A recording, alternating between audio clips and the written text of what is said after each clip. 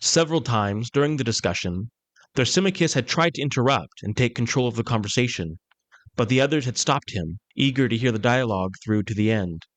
When Polemarchus and I had finished speaking, and there was a pause, he could no longer contain himself. Gathering himself like a wild beast, he lunged at us as if to devour us. His presence filled us with panic. He bellowed at everyone. "What madness has possessed you, Socrates? And why are you all acting like fools, submitting to each other's nonsense? If you really want to know what justice is, don't just ask questions, give answers. Don't seek personal glory by defeating others in argument, but give your own account. It's easy to ask questions, anyone can do that. But can you answer them? And don't come at me with a vague talk like justice is duty, or justice is interest, or advantage, or profit. That's all worthless. I want clarity and precision." I was shaken by his words, and couldn't even look at him without trembling.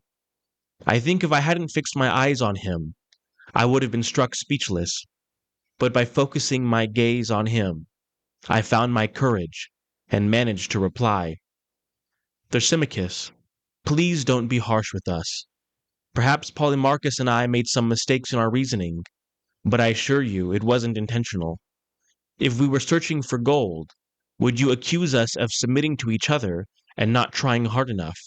Then why, when we are searching for truth, something far more precious than gold, do you say that we are being weak? We are doing our best, but if we fall short, then those who know better should help us, not condemn us." The scene between Socrates and Thrasymachus is not just an argument, but a spiritual battle of two opposing spirits, one that humbles itself before truth, and one that seeks to dominate truth through force, assertion, and pride.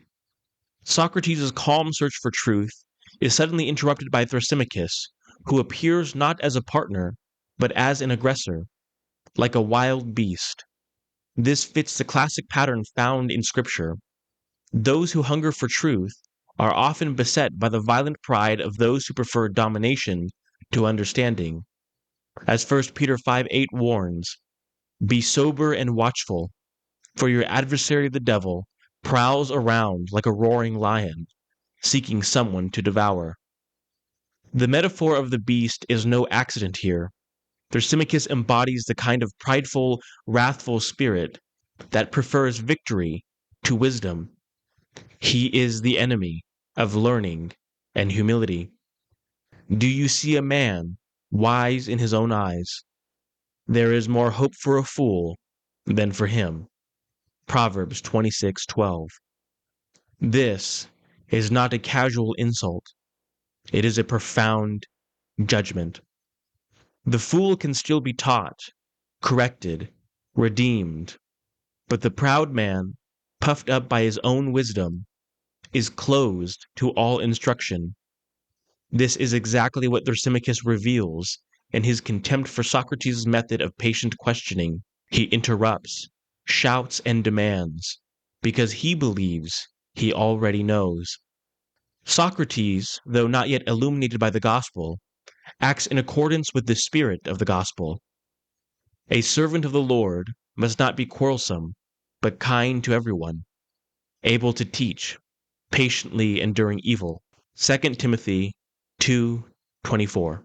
He sees his opponents not as enemies to be crushed, but as souls to be helped.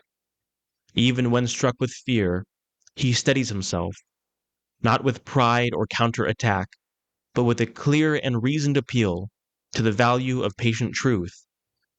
Thrasymachus' rage and demand for swift answers without the effort of reasoning illustrate what the Desert Fathers called the sin of impatience, the refusal to wait on God's time, or the slow dawning of truth. Pride goes before destruction, and a haughty spirit before a fall. Proverbs 16:18. The patient in spirit is better than the proud in spirit. Ecclesiastes 7:8. Thrasymachus wants control. He cannot bear the uncertainty of Socratic ignorance. He wants conclusions and simple answers, not deep contemplation. But the soul must learn to wait in darkness before it can receive light.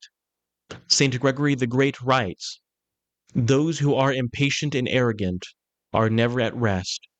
Though they may possess much, they lack peace, for peace is given to the humble." Truth and understanding does not come easy, with cheap insights, popular phrases, or without deep contemplation. Buy the truth and do not sell it. Wisdom, instruction, and understanding. Proverbs 23:23. This buying is not with money, but with sacrifice far greater, humility, time, and the willingness to look foolish. Saint Ephrem the Syrian once said, "Blessed is the man who knows his weakness, because this knowledge becomes for him the foundation and the beginning of all good." And so, Socrates' confession of ignorance is not a failure. It is the only proper beginning of philosophy, just as the fear of the Lord is the beginning of wisdom. Proverbs 9:10. Socrates' humility in not claiming to have the answer is not just a philosophical irony, it is a prophetic waiting. He asks questions because he senses a truth greater than man, one that he cannot yet name. For the law was given through Moses, grace and truth came through Jesus Christ. John 1:17. Socrates lived at a time before the fullness of grace and truth had been revealed. He did not yet know who truth really was, but he seeks him. His refusal to accept Thrasymachus' tyrannical definition of justice points toward a deeper conviction that justice must be rooted in something higher, objective, and eternal. What he lacks is divine revelation, the Word made flesh. And so we see, Socrates does not have the answer because the answer had not yet come, but he sought it with all his heart.